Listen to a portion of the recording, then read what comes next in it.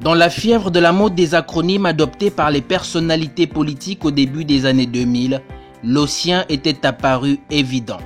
Simple, rapproché, ABC marque facilement les esprits. Son porteur n'en fait pas déjà moins dans son parcours professionnel et politique. Élève de Raymond Barre à Paris-Dauphine, il a enseigné à l'université Omar Bongo avant de devenir conseiller du Premier ministre jusqu'au milieu des années 1990. Les jalons de sa carrière posés, aiguillonnés par ses convictions, en 2004, il se jette à corps perdu dans l'arène politique du Gabon. Dans l'entre-deux dates, la fibre d'économiste chevillée au corps, il avait intégré le Fonds monétaire international. Son nom avait aussi circulé pour prendre la tête de la BAC en 2007 et même celle de la BAD. Bref, c'est de l'histoire ancienne, mais l'histoire, on le sait, est bien souvent liée au présent. Jamais expansif, il affichait le sens de l'État. Il s'est mué en anti-système. Il fonde en 2016 son parti politique après une brouille tonitruante avec ses anciens amis du pouvoir. Ses proches louent son courage et sa ténacité et peu lui importe que les grandes formations le considèrent comme une menace ou pas. L'essentiel, confie-t-il, c'est la concordance de ses aspirations avec celles de la majorité des Gabonais. Que pense-t-il de l'écosystème politique actuel au Gabon? Que propose-t-il pour analyser, comprendre et solutionner les problèmes de l'environnement économique du moment? Coronavirus, questions sociales, crise économique et situation politique. Voici Carnot Politis avec Alexandre Barraud-Chambrier.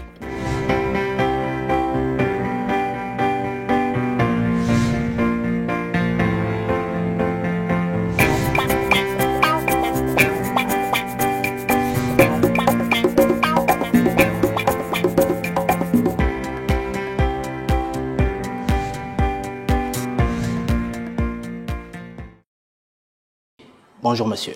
Bonjour monsieur Carnot. Merci à tout le monde d'avoir accepté notre invitation et de nous avoir proposé le cadre qui nous accueille.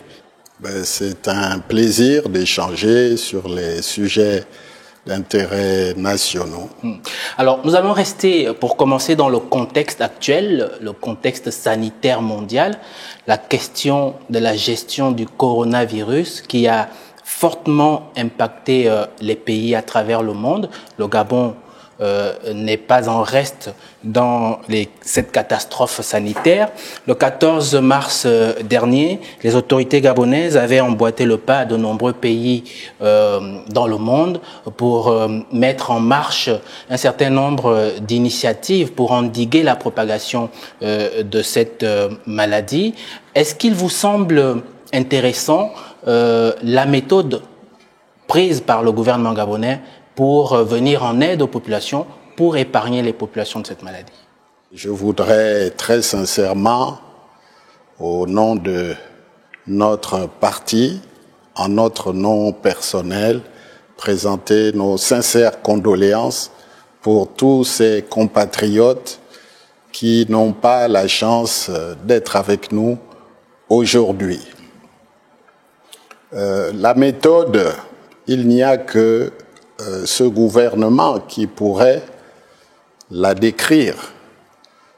Nous constatons malheureusement que sur une épidémie qui vient de l'extérieur, un virus qui vient de l'extérieur, c'était l'occasion unique d'entrer en concertation avec tout le monde, de faire en sorte que on puisse avoir une union sacrée pour faire face à ce mal qui nous vient de l'extérieur. On a cru voir monsieur le Premier ministre inviter la classe politique au démarrage de cette épidémie. Mais malheureusement, c'était un simulacre de concertation puisqu'il n'y a pratiquement pas eu d'échange et depuis ce jour, cette gestion de la pandémie, malheureusement, donne les résultats que l'on sait. Nous avons le taux de contamination parmi les taux de contamination les plus élevés au monde, si on tient compte de notre faible démographie. Le Gabon, c'est 2 millions d'habitants. Considérez qu'il y a officiellement 4400, peut-être le double, peut-être le triple de personnes contaminées, c'est énorme à l'échelle du pays, puisque pratiquement dans toutes les villes, dans toutes les provinces, il y a des cas de contamination. Bien sûr, ce n'était pas chose aisée, mais nous devons considérer que il y a eu beaucoup de retard à l'allumage. Les premières mesures sont intervenues mi-mars pour une crise sanitaire qu'il aurait fallu anticiper et prendre les dispositions pour les fermetures aux frontières. Nous devons considérer que on ne sait plus trop où est-ce qu'on en est entre les confinements, les déconfinements partiels, les reconfinements. Enfin, chaque Gabonais, chaque compatriote est livré à lui-même dans cette affaire. Alors, Monsieur le Président, bon nombre d'observateurs ont tendance à imputer la responsabilité de la défaillance du système sanitaire du pays à l'équipe gouvernementale actuelle, bien sûr, mais aussi à ceux qui ont gouverné le pays depuis plusieurs années, dont vous avez été membre du gouvernement plusieurs fois. Qu'est-ce que vous répondez à ceux qui disent que vous auriez dû laisser un certain nombre d'infrastructures viables? Bon, pour être équitable sur cette question, je crois qu'il faut distinguer la période d'avant, même avant la conférence nationale, qui a été une période très dense en termes d'investissement. Bon, le Transgabonais, on peut discuter, mais il est là. Il y avait la plupart des axes routiers qui aujourd'hui ne sont pas entretenus, étaient là. Le Libreville d'aujourd'hui a été fait là. Les investissements, les aérodromes à l'intérieur du pays, il y a eu des investissements dans les systèmes hospitaliers. Il faut reconnaître ça. Mais ce qui est certain, c'est que depuis 2009, malheureusement, le Gabon va de Caraïbes en Silla, et que c'est une véritable déchéance, un déclassement de notre pays, rien que pour entretenir ces infrastructures. Tout cela pose des questions. Tous ces vingtaines de milliers de milliards de francs CFA qui ont été engloutis, on ne voit rien concrètement sur le terrain. Monsieur le Président, pardonnez-moi, ma question elle est bien précise. C'est vrai qu'aujourd'hui nous sommes dans un système hyper présidentiel. Ma question est bien précise. Est-ce que vous accepteriez de prendre ou d'endosser une partie de la responsabilité de cette situation, puisque vous auriez dû, par responsabilité collective, vous auriez dû doter le pays d'un certain nombre de structures, un certain nombre de matériels qui auraient pu être utilisés aujourd'hui aussi. Écoutez, monsieur, je ne peux assumer que ce qui me revient. Personnellement, j'ai été aux États-Unis d'Amérique 10 ans, dont 8 années au Fonds monétaire international, où j'ai représenté 24 pays. Je pense que cette période de 8 années au Fonds monétaire international, 2 années au secteur privé, ont été des périodes où j'ai pu apporter ma contribution pour le développement de nos pays. J'ai effectivement eu des responsabilités au gouvernement et partout où je suis passé, j'ai le sentiment, et cela est reconnu en tout cas, que je ne traîne pas de casserole. Bon, ça au moins, vous me le créditerez. Et j'ai, au ministère des Finances, c'est la période où nous avons pu faire les restructurations d'entreprises publiques et assainir les finances publiques.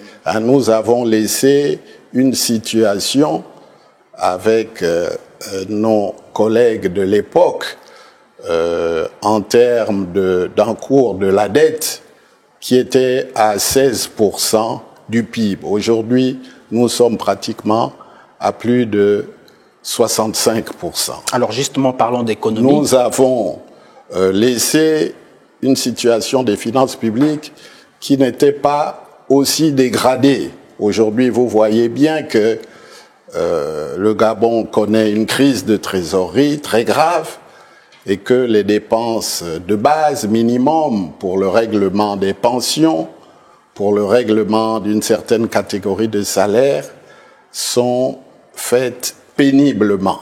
Je ne parlerai pas des dépenses d'investissement qui sont inexistantes. Donc c'est bien le bilan d'Ali Bongo qui a été battu en 2016 aux élections. C'est de lui qu'il s'agit, qui a, avec l'appui des forces de défense, qui s'est incrusté au pouvoir avec la répression que nous avons connue, avec les morts que nous avons connus au quartier général de Jamping et ailleurs. Nous savons bien que c'est Jamping qui a gagné les élections présidentielles et que Ali Bongo, qui depuis 4 ans essaye tant bien que mal, en fonction des situations sanitaires, de garder le pouvoir pour un clan, ne fait que enfoncer notre pays. Je pense que nous allons arriver justement sur cette question quand on parlera des questions politiques. Restons encore un tout petit peu sur l'économie. Il nous reste très peu de temps pour cette première partie. L'économie gabonaise a été fortement impactée par cette crise du coronavirus. Si je ne m'abuse, nous allons nous retrouver dans une sorte de récession. Est-ce qu'il y a un schéma standard qui pourrait tirer le pays de cette mauvaise passe aujourd'hui? Parce que, a priori, on sait très bien que la diminution de la croissance est attendue entre 0,3 et 2,7% aujourd'hui. Est-ce qu'il y a un schéma standard? Vous êtes optimiste. Nous aurons probablement une croissance négative cette année, selon les estimations du Fonds monétaire, et probablement des manques à gagner au niveau des recettes de l'ordre de 700 milliards de francs CFA. Et le schéma, évidemment qu'il y a des voies, qu'il y a des comportements pour une bonne gestion. Il faut commencer par nommer des hommes à même d'être honnêtes et de pouvoir gérer les finances publiques en bon père de famille. Il faut pouvoir effectivement considérer que dans cette phase de difficulté, de récession, il est nécessaire de relancer les activités le plus rapidement possible. Parce que, voyez-vous, ça fait près de 4 mois que tout est bloqué, qu'il n'y a pas de perspective, et les jours qui passent condamnent la plupart des entreprises, condamnent ceux qui ont des activités, condamnent nos enfants qui doivent aller à l'école à aggraver la situation. Alors condamne justement, à des faillites. Il y a un dilemme entre, sur cette question, il y a un dilemme entre la relance de l'économie et la préservation de la santé des populations. Quelle est votre position par rapport à ça? Est-ce que vous feriez comme le président brésilien ou comme le président américain en disant il faut relancer l'économie au mépris de la santé des populations? Non, ce sont des exemples extrêmes. Il faut concilier la préservation de la santé de nos populations en mettant les ressources dans le système sanitaire, en permettant effectivement que nos médecins, nos personnels d'accompagnement médicaux soient équipés de tout le nécessaire pour pouvoir faire face à ces urgences. Mais dans le même temps, il faut pouvoir s'occuper de l'économie et s'adapter au contexte à travers le télétravail, à travers la nécessité d'ouvrir progressivement un certain nombre d'activités, d'avoir des mesures barrières. Il faut donner des perspectives. Il ne faut pas simplement annoncer des facilités de financement qui, depuis 3 mois, ne sont pas visibles. Hein? Ce sont des effets d'annonce dont tout le monde sait que cela ne correspond à rien. Donc il faut aider les petites et les moyennes entreprises en commençant par régler la dette intérieure. Il faut aider les artisans du secteur informel. Il faut appuyer toute cette série d'activités, accompagner en matière de financement effectif, réel, pour faire en sorte qu'il n'y ait pas plus d'aggravation en matière de perte d'emploi, surtout des jeunes. C'est dramatique, le chômage des jeunes. Alors, dernière question pour cette première partie, Monsieur le Président. En octobre dernier, le Premier ministre et le ministre des Finances avaient adopté et présenté au Parlement la loi des finances 2020. Alors, quelques 8 mois plus tard, le 12 juin dernier, il y a eu une loi des finances rectificative qui a été adoptée en Conseil des ministres. Au regard de la conjoncture économique et sanitaire actuelle, cette initiative était-elle nécessaire ? C'est tout à fait normal. Bon, une chose est de dire ça et l'autre chose est de voir le contenu de cette loi des finances. Hein? Nous avons le sentiment que, au lieu d'alléger les entreprises, les ménages, nous allons vers une parafiscalité plus ou moins illégale, notamment en ce qui concerne cette fameuse taxe qui va toucher ceux qui détiennent donc leurs avoirs dans les banques à hauteur de 2%. Rendez-vous compte. Mais ce n'est pas sérieux.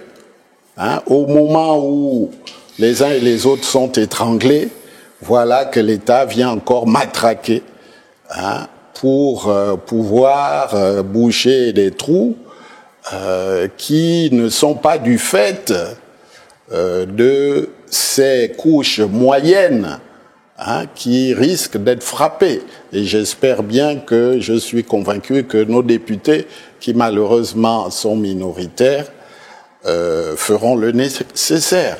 Alors, puisque vous parlez de cette taxe qui a été instituée au cours de ce Conseil des ministres du 12 juin dernier, il y a aussi cette décision du Conseil des ministres d'annuler, de fermer un certain nombre d'agences, de commissions et tout le reste. Est-ce que c'est une bonne idée pour vous? Il était temps d'arrêter. Mais voyons comment ça va se passer concrètement. Parce que ces personnes qui sont là, qui ont eu des responsabilités, pèsent sur la masse salariale. Vous avez donc le sentiment que le gouvernement vous a entendu? Écoutez, les dégâts sont déjà là. 10 années après, tout ce qui est duplication, confusion dans la responsabilisation des administrations, tout ce qui est dépenses inutiles, tout ce qui est détournement de l'autorité du gouvernement pour que la présidence interfère sur un certain nombre de décisions qui ont emmené ce chaos, cette situation actuelle. Il y a aussi cette institution de ce visa d'opportunité et de conformité à la présidence de la République qui a été aussi prise en Conseil des ministres. Il s'agit de renforcer le niveau de contrôle dans la conclusion de contrats, de concessions, de conventions engageant l'État. Est-ce que ce n'est pas un tout petit peu lourd? D'abord, c'est pas nouveau. Ce visa de conformité a déjà eu une tentative il y a 5 ou 6 ans, avec les conséquences que l'on sait. C'est encore un moyen de vider les ministres de la substance de leurs responsabilités pour subir un contrôle à la présidence de la République. Mais dans ce contexte, à quoi sert un Premier ministre? Mais tout cela n'est pas sérieux, franchement. C'est la fin de la première partie de cette émission. Je vous rappelle que nous avons en invité M. Alexandre Barrot-Chambrier. On se retrouve juste après ça.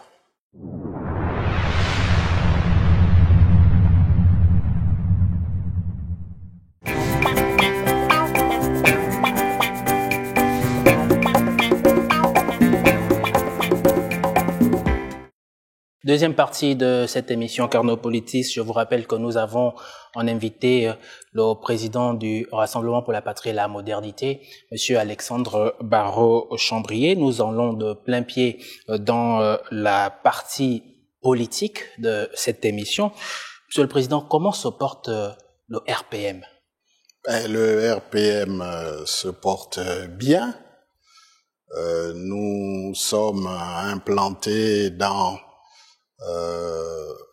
pratiquement toute la superficie du pays. Bien sûr, il y a encore beaucoup de travail. Nous sommes un parti jeune et au bout de 3 ans, 4 ans, c'est encore un peu tôt pour considérer un maillage complet du territoire, mais je pense que nous n'avons pas à avoir honte de notre bilan malgré tout ce que nous avons subi depuis que nous avons refusé la gouvernance d'Ali Bongo, que moi-même j'ai contesté en 2016 vis-à-vis ses méthodes et son caractère dictatorial. Depuis que nous avons contesté l'absence de démocratie avec un groupe de collègues dont je suis fier et dont la plupart sont encore à la manœuvre, je crois que le RPM, Rassemblement pour la Patrie et la Modernité, se fait connaître avec ses idées, avec ses convictions, pour apporter des solutions aux Gabonais, pour constituer avec nos autres amis de l'opposition, nos autres patriotes, une alternative. Monsieur le Président, vous avez dit que 4 ans, c'est encore bien trop peu pour qu'on fasse un procès au RPM.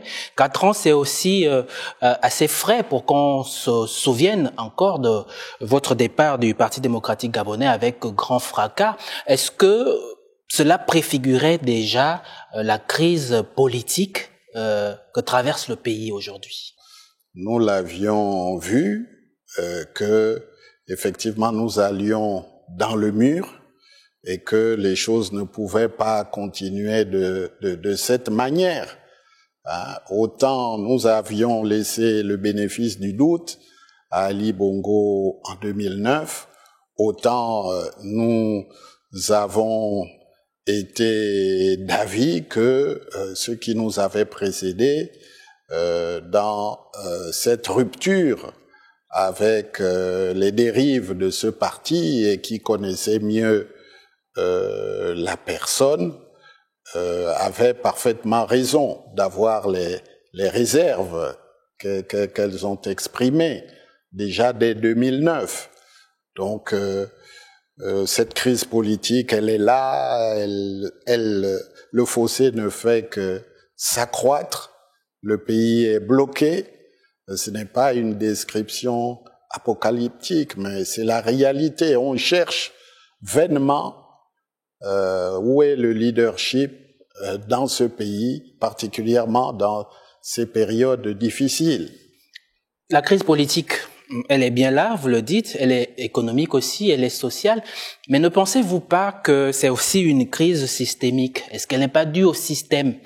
Quand on sait que le système politique au Gabon, aujourd'hui, ne s'arrête pas qu'au pouvoir en place. Il y a 2 aspects.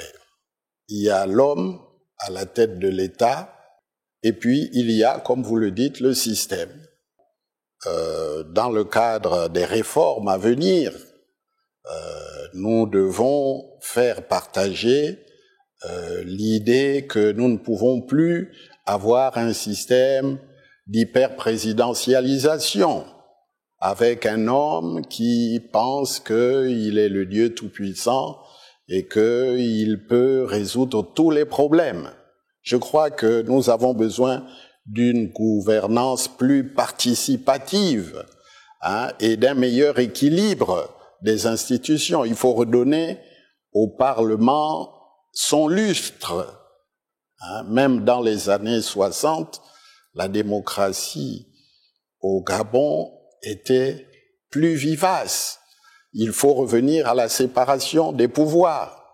Il faut redonner tout son lustre à la justice, qui doit être indépendante. Et le président de la République ne devrait plus être, à mon sens, président du Conseil supérieur de la magistrature. Voilà toute une série de propositions. Il faut à vous, les médias, vous donner la liberté de vous exprimer. Il n'est pas normal que je ne puisse pas m'exprimer sur les radios et les télévisions d'État. Il y a vraiment toute une série de réformes institutionnelles et politiques que nous devons mettre en place. Déjà, une limitation au nombre de mandats.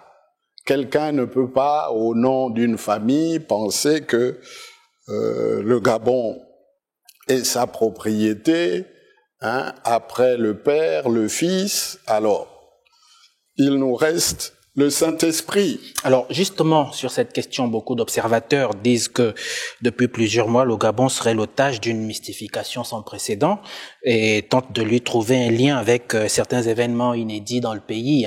Est-ce que cela peut être vu par l'opposition comme une façon de préserver le pouvoir? Oui, nous voyons toutes ces manœuvres, mais qui vont durer un temps. Parce que lorsque vous n'empruntez pas la voie du dialogue, lorsque vous ne faites pas preuve de sagesse et que vous voulez coûte que coûte vous imposer, eh bien, on voit très bien ce qui se dessine à l'horizon. Alors, le président Ali Bongo fait l'objet de nombreuses critiques ces derniers temps.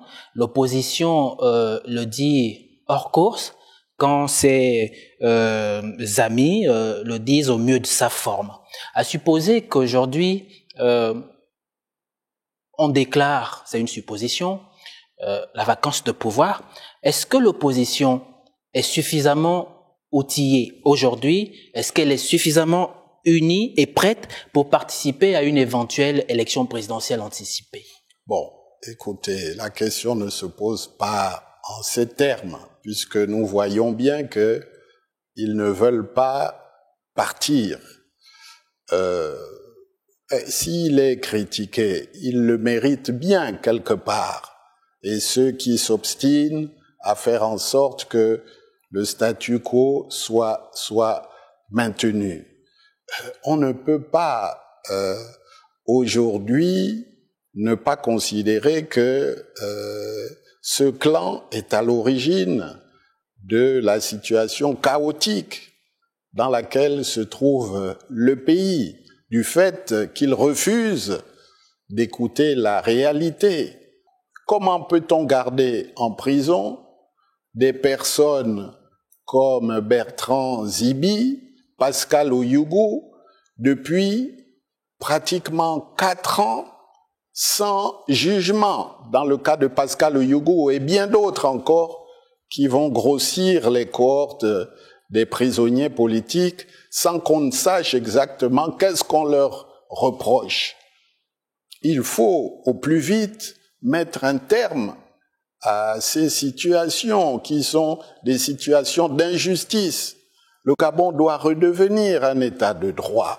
Ce n'est pas un problème de ne pas aimer Ali Bongo. C'est une réalité que nous constatons. Est-ce que vous appelleriez à un dialogue politique entre le pouvoir en place aujourd'hui et l'opposition gabonaise et la société civile? Est-ce que vous appelleriez à un dialogue politique? Mais il faut que les forces vives de ce pays, à un moment, se réunissent et trouvent les moyens d'apporter une véritable solution, de trouver un consensus pour une période transitoire, parce qu'il est évident que l'on soit d'un bord ou d'un autre, hein, même nos amis d'hier, qui ne sont pas nos ennemis, qui sont des adversaires politiques, mais beaucoup de ce peuple qui s'arc-boute sur des soi-disant intérêts voient bien que le pays ne marche pas et que il faut rassembler toutes ces forces. Il faut que nous soyons unis pour trouver des solutions, pour trouver un consensus et pour faire en sorte que ce qui s'est passé en 2016 soit corrigé.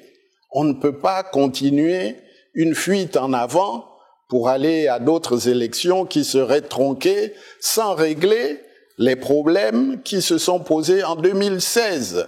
Est-ce que vous comprendriez ceux qui ne veulent pas du tout dialoguer d'un bord comme de l'autre? Et là, ce sont des extrémistes. Il y a des extrémistes qui pensent que on peut mener le peuple par la force, mais l'histoire des sociétés et du monde a montré que ces situations ne durent pas très longtemps et qu'à un moment donné, devant les injustices, devant la souffrance du peuple, devant l'absence de perspective, à un moment donné, même les peuples qui ont l'air les plus timorés finissent par se lever.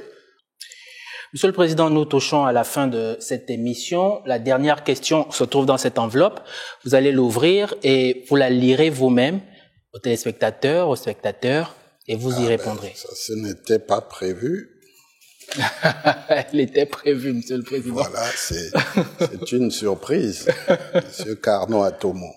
Alors, vous dites, à 3 ans de la présidentielle, on assiste déjà à certaines déclarations de candidature. Direz-vous à vos partisans ce qu'ils veulent entendre? Serez-vous candidat à la prochaine élection présidentielle? Bon. Écoutez, c'est tout à fait normal qu'il y ait des agitations ici et là au fur et à mesure que le temps passe. C'est humain. Mais je voudrais dire ici, en toute sincérité, à nos compatriotes, et je ne suis pas là pour dire ce qu'ils veulent entendre. Je suis là pour apporter ma modeste contribution à l'éveil d'un consensus pour sortir notre pays de ce mauvais pas. Il y a des hommes et des femmes qui ont des convictions chevillées au corps et qui aiment ce pays, qui aiment profondément notre peuple. Et je crois en nos capacités de créativité, je crois en nos capacités de nous rassembler, comme nous avons su le faire par le passé. Ce n'est pas un problème d'ambition personnelle, c'est un problème de salubrité nationale pour faire en sorte que nous puissions retrouver notre dignité. Et je voudrais véritablement lancer un appel par-delà nos appartenances à tel ou tel parti pour dire qu'il n'y a rien de plus grand que le Gabon et que l'alternance est possible. J'en suis convaincu. Et le président Ping, André Mbaobam, aussi avant, Pierre Mambundu, Paul Mbabé Solo, dans une certaine mesure, nous ont montré le chemin.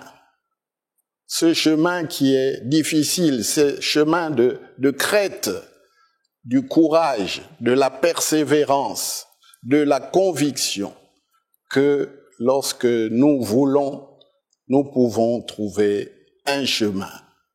Nous sommes tous des enfants d'un même pays et que le moment venu, nous aurons l'occasion d'aborder ces sujets. Mais il est évident que dans l'immédiat, il faut qu'on sorte de cette crise sanitaire et nous allons en sortir, mais à quel prix? Il faut essayer d'écourter la souffrance de notre peuple. Il faut tout faire pour que notre pays ne tombe pas encore plus bas. Et le temps nous est compté. C'est pour ça que je lance cet appel au rassemblement le plus large possible de toutes les forces du pays, qu'il s'agisse des partis, qu'il s'agisse de la société civile, qu'il s'agisse des citoyens libres et indépendants. Oui, c'est notre pays. Il nous appartient à tous. Nous n'allons pas accepter n'importe quoi. Nous sommes dans une république et nous devons faire en sorte que les lois et règlements dans notre pays soient conformes à l'évolution de la modernité. Nous trouverons les moyens, non pas comme ce système qui met systématiquement de côté ceux qui ont des compétences, mais nous trouverons le moyen de rassembler les Gabonais au bénéfice du plus grand nombre. Monsieur le Président, ce sera le mot de la fin, c'est votre mot de la fin. Merci de nous avoir accueillis dans votre modeste bureau. Merci d'avoir essuyé les plâtres de cette émission, parce que c'est la première. Et nous invitons un certain nombre de personnalités politiques à bien vouloir participer à cette émission pour contribuer, je veux dire, à cette émulation pour que le Gabon puisse tirer le meilleur parti de la situation dans laquelle on se trouve. Merci, Monsieur le Président. Merci à vous de nous avoir suivis et à tout prochainement. C'est moi qui vous remercie.